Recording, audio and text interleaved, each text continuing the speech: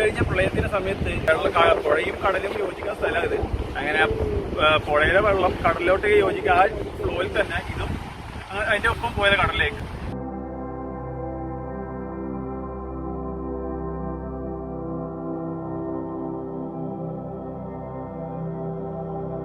ആറാം മാസം 8-ാം തീയതിയാണ് ഇത് അവസാനത്തെ അഴീക്കോട് ബീച്ചിൽ നിന്ന് എടുത്തത്. ബേപ്പൂർ അഴീക്കോട്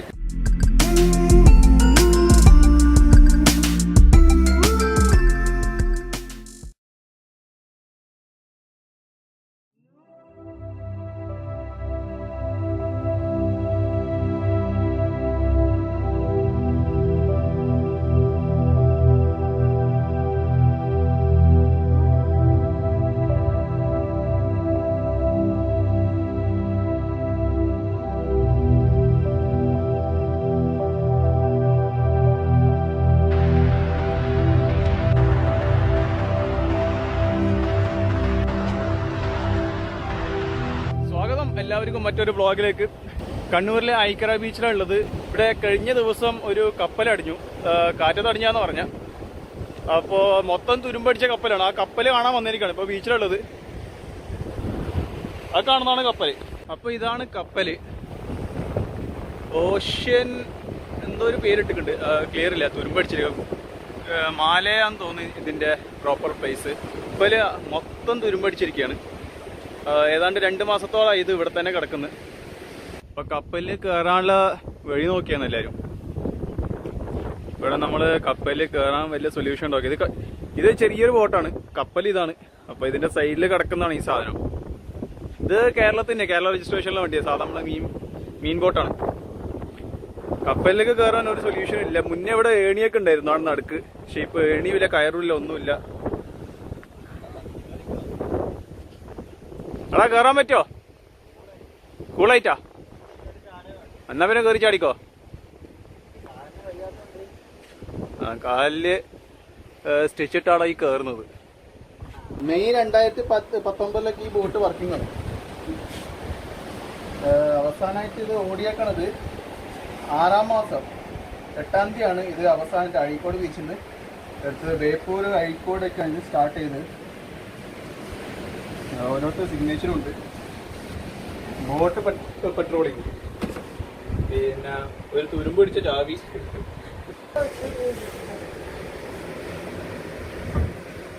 പിന്നെ ഇവിടെ നമുക്ക് തമിഴ്നാട്ടുകാരാൻ തോന്നിയ വണ്ടി ഓടിച്ചേക്കണത്. പിന്നെ മെഴുകുതിരിയൊക്കെ വെച്ചതിന്റെ അടയാളമുണ്ട്, കണ്ടില്ല? ഇപ്പൊ തമിഴ്നാട്ടുകാരാൻ തോന്നുന്നുണ്ട് ഇവര് വണ്ടി ഓടിച്ചേക്കണം. തമിഴിലാണ് എല്ലാം എഴുതിയേക്കണത്. ഇവിടെ ഉണ്ട്, ഇവിടെ ഉണ്ട്. പിന്നെ ഈ സൈഡിലുണ്ട് ഇഷ്ടം പോലെ സ്വിച്ചുകള്. ഇതിന്റെ ചൈനിങ് ഇതെല്ലാം ഇതാണ്. കണ്ടിട്ട് വല്ല നല്ല കണ്ടീഷനാന്ന് തോന്നുന്നുണ്ട് ഇതെല്ലാം കണ്ടിട്ട്.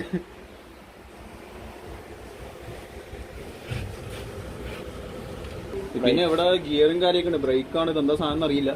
ഫ്ലൈറ്റ് പറക്കാൻ നേരത്തെ ഫ്ലൈറ്റ് പറക്കാൻ നേരത്തല്ലേ, കപ്പലല്ലേ ഫ്ലൈറ്റ് പറക്കുന്നത്.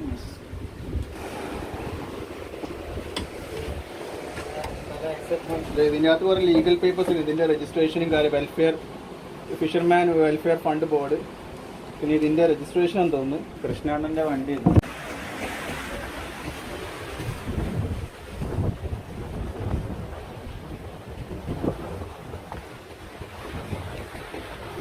ഈ ബോട്ട് ഇവര് എനിക്ക് തോന്നുന്നു ഏതാണ്ട് 1-2 ആഴ്ചയൊക്കെ കടലിൽ പോയി നിന്നിട്ടാണ് ഈ ഇതുപോലത്തെ ബോട്ടൊക്കെ മീൻ പിടിക്കുക. ഈ ഭക്ഷണത്തിൽ ഉണ്ടാക്കാനുള്ള കറി പൗഡർ, പേസ്റ്റ്, ഇതുണ്ടോ മസാലപ്പൊടി, പിന്നെ ഒരുപാട് മസാലയുടെ ഇതും പാത്രങ്ങളൊക്കെ ഉണ്ട് ഇതിന്റെ ഉള്ളിൽ. അപ്പോൾ ഇവര് ലോങ് ആയിട്ട് പോകുന്നതാണ് ഇത്. ഇവിടെ തന്നെയാണ് ഇവര് ഭക്ഷണം കാര്യമൊക്കെ ഉണ്ടാക്കുക.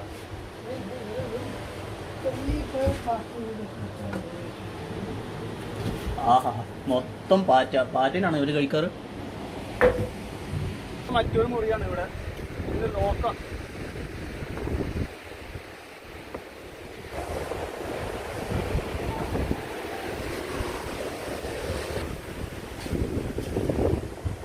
ഈ കേബിള് ഉപയോഗിച്ചിട്ടാണ് ഇവിടെ ഇതിന്റെ ബാക്കിലെ വല കെട്ടി വെക്കാം.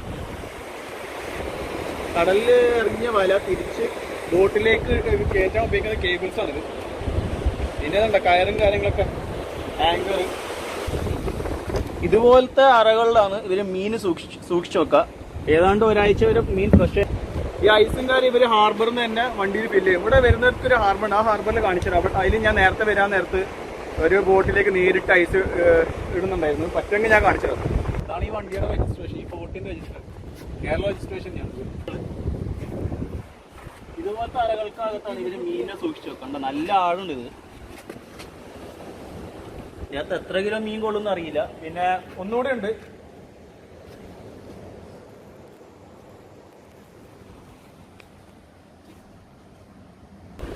ഇത് കണ്ടിട്ട് മീൻ സൂക്ഷിക്കണം അറിയാണോ അറിയില്ല.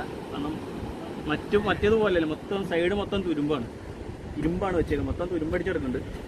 പിന്നെ ഇതെല്ലാം മരമാണ്.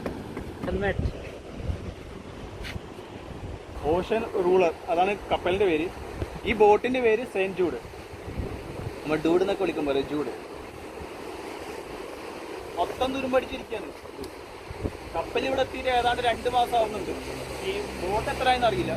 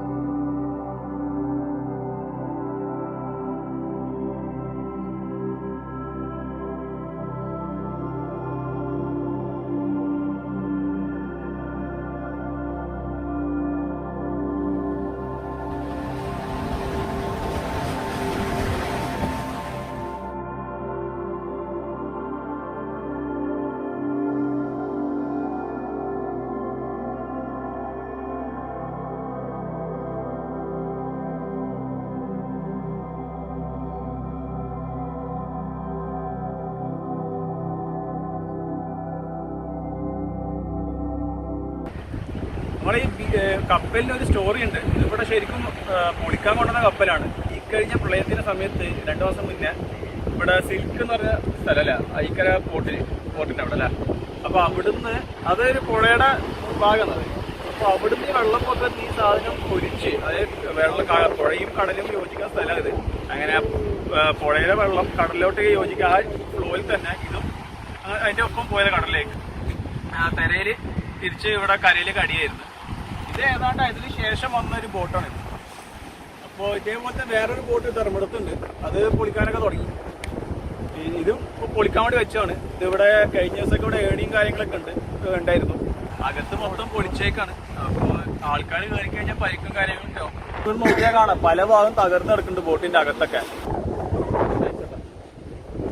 കാണുന്നത് ഈ കപ്പലിന്റെ ഹൈറ്റ് ആണ്, 5 മീറ്റർ വരെ മാർക്ക് ചെയ്ത് ഏതാണ്ട് 2-3 മീറ്റർ മൊത്തം എപ്പോഴും വെള്ളം തന്നെ മൊത്തം തിരുമ്പിച്ചിരിക്കുകയാണ്. ഇങ്ങനെ കാണുന്നത്. പിന്നെ ഈ കപ്പലിനൊക്കെ ഒരു കാലാവധി ഉണ്ട്. കാലാവധി കഴിഞ്ഞാൽ പൊളിക്കാൻ ലേലത്തിലേക്ക്. അങ്ങനെയാണ് ഈ കപ്പൽ ഇവിടെ കൊണ്ടുവരുന്നത്.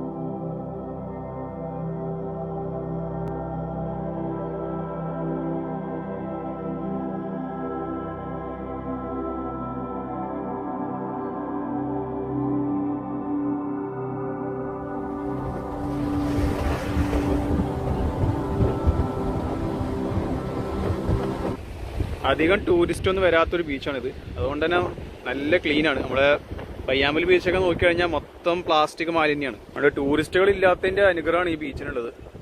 എവിടെയും പറയത്തക്ക ഒരു വേസ്റ്റോ കാര്യമൊന്നുമില്ല. ആകെ കടലിൽ നിന്ന് വന്ന കുറെ വേസ്റ്റും ഈ കയറ് വല അതുപോലെ സംഭവങ്ങളൊക്കെ ഉള്ളൂ. വേറെ ഒന്നും ഇവിടെ ഇല്ല, വേസ്റ്റ് തീരെ ഇല്ല എന്ന് തന്നെ പറയാ. പിന്നെ ഭയങ്കര നല്ല വ്യൂ ആണ് ഇവിടെ.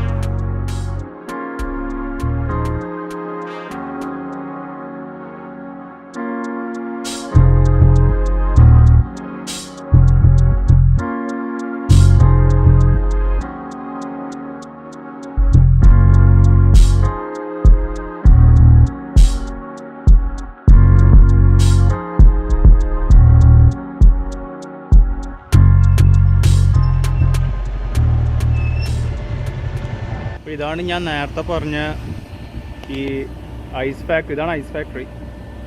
ഈ ഐസ് ഫാക്ടറിയിൽ നിന്ന് ഇതാ ഈ കാണുന്ന ക്രെയിന് വഴി നേരെ ബോട്ടിലേക്ക് എന്ത് ചെയ്യും, ഐസ് വീഴും. എന്നിട്ടിപ്പോൾ അവിടെ ദൂരെ കണ്ട ഒരു ബോട്ടുണ്ട് അവിടെ, ഉണ്ടല്ലേ, അതിപ്പോൾ ഐസ് നിറച്ചുകൊണ്ടിരിക്കുകയാണ് അതിൽ.